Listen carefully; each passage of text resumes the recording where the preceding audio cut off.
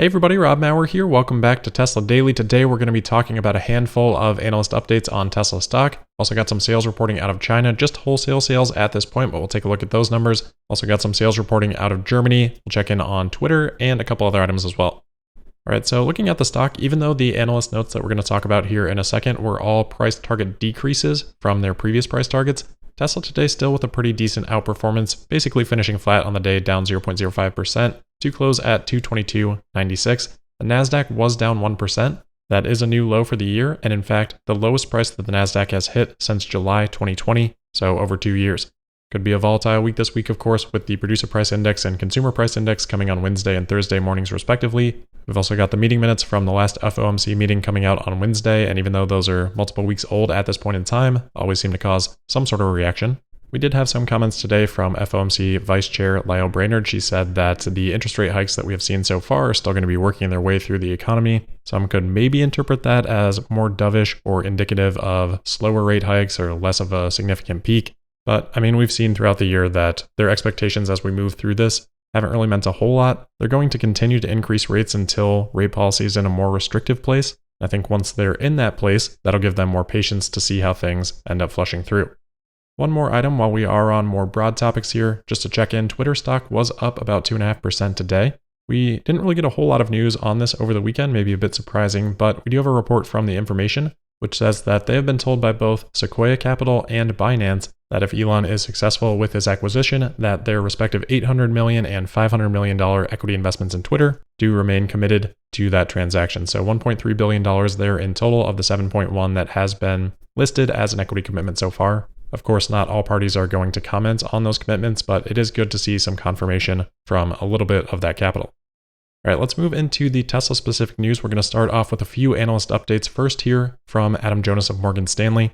He has lowered his Tesla price target from $383 previously, now to $350. Still significant upside to where we're trading today and still an overweight rating on the stock, but I wanted to go through this in a little more detail because I think this captures the perception or the sentiment around Tesla right now after the Q3 delivery and production report. The note kicks off saying, quote, "We believe factors that drove Tesla's weaker than expected Q3 production and deliveries could continue to present headwinds into Q4 as well as into fiscal year 2023. We wanted to allow for greater margin for error in the supply chain as well as incremental pressures from foreign exchange headwinds, inflation, startup costs, and to a lesser degree, demand destruction," end quote.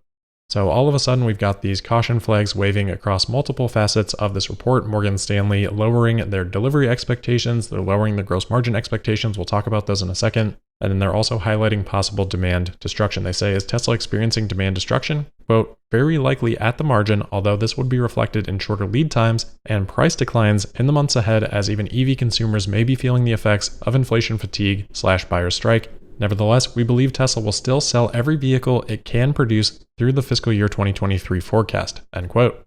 So in a very short period of time here, we've gone from this cycle of Tesla increasing prices very rapidly, something that makes Wall Street pretty excited, confident in demand, to prices having stagnated for a while, the backlog's decreasing a little bit weaker sales in China, which we'll talk about in a second. So a pretty sudden change in a lot of different factors here, and all of that piling on top of concern around the macroeconomy. Now, there are plenty of counter arguments to be made here, but the point is just to present what I think is the prevailing perception right now of Tesla. And right or wrong, the uncertainty around some of those factors, that's having a big effect on Tesla right now. So we're going to need to see Tesla prove some of those things wrong.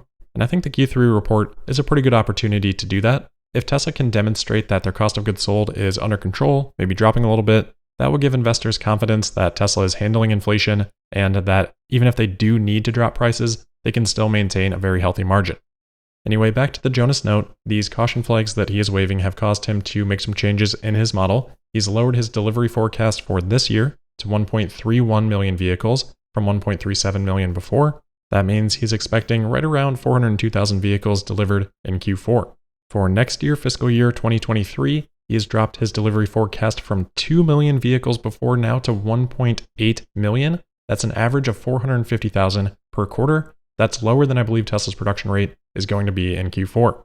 As pricing comes into focus too, they are dropping their margin expectations, now expecting just 25% automotive gross margin excluding regulatory credits for the third quarter, and then for next year, just 24.5%. That'd be lower than any quarter in the last 5 despite all of these shutdowns that Tesla's had to deal with, despite SNX not being at volume production, despite Berlin and Texas both ramping up. Same thing on 4680 production. And yes, there will be things that Tesla's ramping next year that will have that effect too, hopefully the Cybertruck, but probably not to the degree that Tesla's been dealing with over the last couple of years. Since the beginning of 2021, Tesla's auto gross margin X credits has been 27.5% despite all of those negative factors. So it's just not making a lot of sense. As I said on that Sunday of the delivery report, I think the cost improvements that Tesla is going to be making are continuing to be underestimated. I think that is directly shown here. Whatever demand pockets may or may not be happening right now, I think Tesla will work through them and prove this type of analysis wrong. And remember, Adam Jonas still has a $350 price target on the stock. Everyone comes to their price target a little bit differently and incorporates different things, but that should tell you a little bit about where the consensus expectation or perception is right now. Anyway, a couple of other analyst updates. We've got UBS here. They have lowered their price target to $350 from $367 before. They were at $1,100 pre-split. And then almost an identical adjustment from RBC. They've lowered from $367 as well, now down to a $340 price target for Tesla. All right, next we've got a little bit of information on Tesla's sales in China in September. This is just wholesale sales at this point. We should get more detail like retail, export, and hopefully production over the next day or so.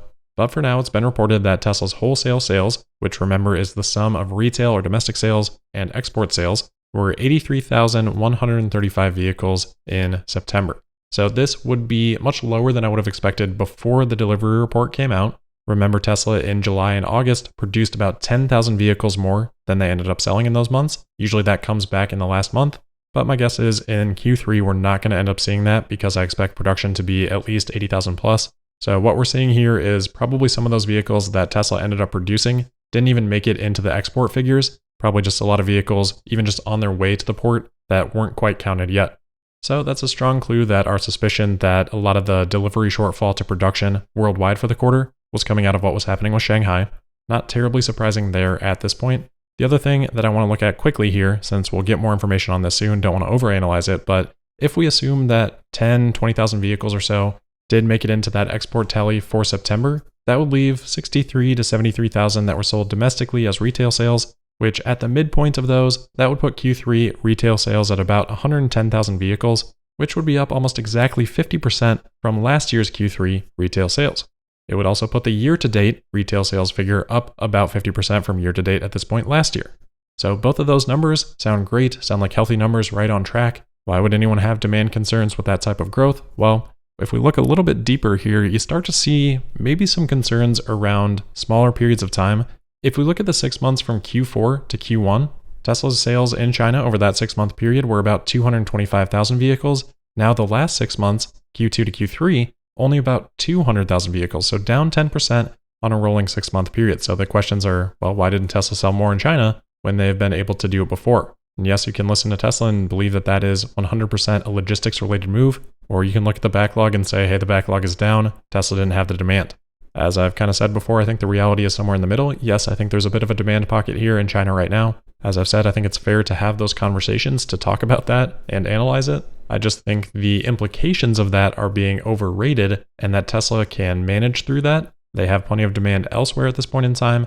And if they need to, I think there are ways for them to stoke Chinese demand when that time comes. And maybe that's pretty soon, maybe it's not, but along that way, Tesla is going to keep driving down on costs. And when they eventually need to do that, if they eventually need to do that, they'll be well prepared. Anyway, we should be getting more on those numbers tomorrow, but hopefully that gives a little bit more context on what we know right now. And by the way, that 83,000 wholesale sales figure, that is still a record month for Tesla. All right, next up, we've got some sales reporting out of Germany as well. These always get a lot of attention outside of the podcast. I don't love talking about individual country sales and individual months, but in September, the Model Y was the number one selling vehicle in Germany with just under 10,000 vehicles sold. The Volkswagen Golf was second at about 7,100. The Model 3 came in 8th place for the month with just under 4,000. So nice to see, but of course we know this is due to the delivery wave. Hopefully over time, these become more meaningful as that wave smooths out and Tesla starts to deliver more from Giga Berlin.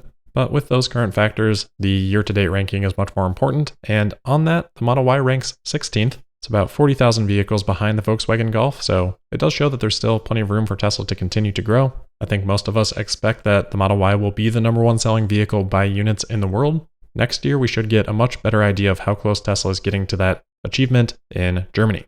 The path to do that, by the way, is lowering cost of production, lowering cost of delivery by having local production, and then passing a chunk of those savings on to the final customer by lowering prices. That's all part of the plan, and Tesla can still be extremely profitable under those circumstances. All right, last couple of things here. First, just a quick note on FSD. We had talked previously about how Elon had said that there should be an update to FSD this week. We'll have to see on that, but in the meantime, Elon did reply to a Holmars tweet saying that there needs to be more work done on persistence of objects through occlusions in FSD Beta. I've definitely noticed that in my car as well. Tesla's talked about some of these things, but clearly still some work that needs to be done. Elon replying though and saying that it will, although no timeline in this case being attached to that comment. Lastly then, some news from over the weekend on Rivian. They have filed to recall nearly all the vehicles that they have produced to date, and this will be a physical recall, not over the air, to check the nut that connects the front upper control arm and steering knuckle, which may not have been sufficiently torqued. Rivian has found 2 vehicles where the steering knuckle became loose or had separated, and they have found 6 reports potentially related to this issue across the fleet so far. So less than a 20% of the fleet, but of course, any issue here could affect other vehicles down the line if not taken care of. Alright, that is it for today then. As always, thank you for listening. Make sure you're subscribed and signed up for notifications. You can also find me on Twitter at Tesla Podcast, and we'll see you tomorrow for the Tuesday, October 11th episode of Tesla Daily. Thank you.